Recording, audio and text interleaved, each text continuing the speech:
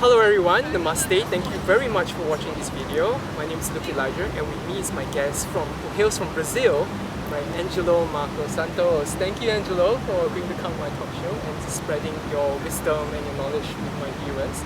Alright, Angelo is very special because he now resides in Bali and has a degree in anthropology and has been studying Zen Buddhism, Tantra, esoteric Christianity and much more, and he also does divine art therapy classes where he teaches people to do sacred paintings, mandala art, and he's also a yoga teacher. Angelo, you're very fascinating. You do so many things, sound healing, sacred dance. Why don't you share with us, some of these passions? I mean, what got you started into researching spiritual and religious theologies and consciousness? Great question. This kind of area is something that I've been looking into since I was 12, I remember. And it's funny thinking about it. I think it's kind of young age to do it. Yeah. But it wasn't even for that long. It was for a period of 6 months to 1 year. Mm-hmm. And my stepfather, he was a computer systems analyst, so we had the internet early on, etc. So as soon as I had a lot of freedom in the internet, I was researching those topics. Researching this. Right. And I remember being fascinated. I would go through what I call these shamanic journeys, where you went up from website to website. And I remember I ended up at this website, and the website said that all these ancient pyramids in the world and artifacts linked up in one line. Yes, it's very fascinating, isn't it? Yeah. I mean, even though they're miles away, but somehow they built the same kind of structures and they were built about the same time. And yeah, these ancient people had a way of communicating, at least telepathically or in some ways, with one another. That's right. Mm-hmm. And also the precision, the mathematical calculation for that line, yes. Like the pyramids, they're not this much out of line. Yes. So, very intriguing, isn't it? Yeah. Yeah, So tell us a little bit about these dynamic art therapy classes that you conduct. Well, it relates as well actually with the pyramids because with the mandala art class, if I'm teaching somebody who is a Western artist, for example, they already have as part of them a freedom, right, of expression. They already create art, so they have this left, way of creation. Feminine already is there. But there's also, because we live in a world of duality, masculine and feminine, when we create art, we can also create art through a masculine side, which is, even more geometric and structure. Yeah. Exactly. So just behind us here, we have clear example. We have the building, which is more straight lines, angles. That's the masculine creativity. And actually, this is a totem pole, which is curved and with, almost like a heart and dot. So those lines are the feminine creativity. Yes. So then, in my mandala art classes, then I can bring the sacred geometry where it's a masculine form of creating art through precision. So when we balance those things, we balance with the creative channel. We are more balanced in general. The masculine feminine come balanced into the body. It's the yin and yang, the duality of the two polarities. Right? That's right. Awesome. Right.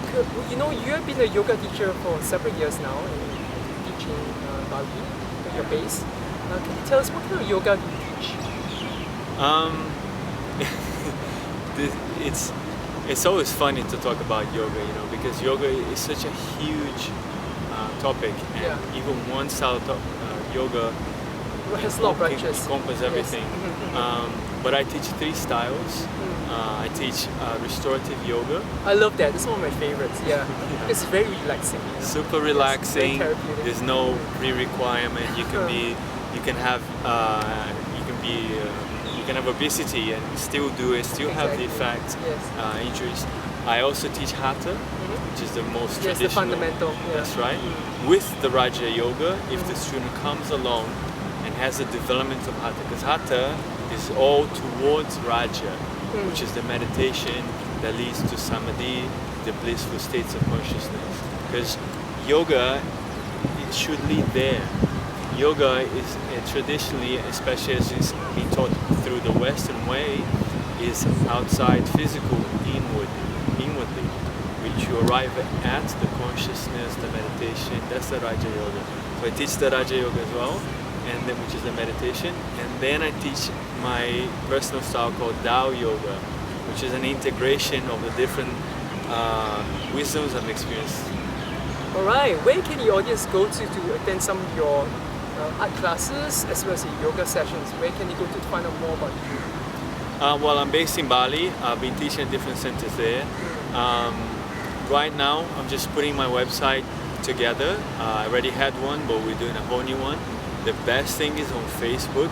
You go on Angelo Marcos Santos. I'll be placing these links below this video, so feel free to click on it. Alright, if you like this page and to find out more, or maybe send me a message.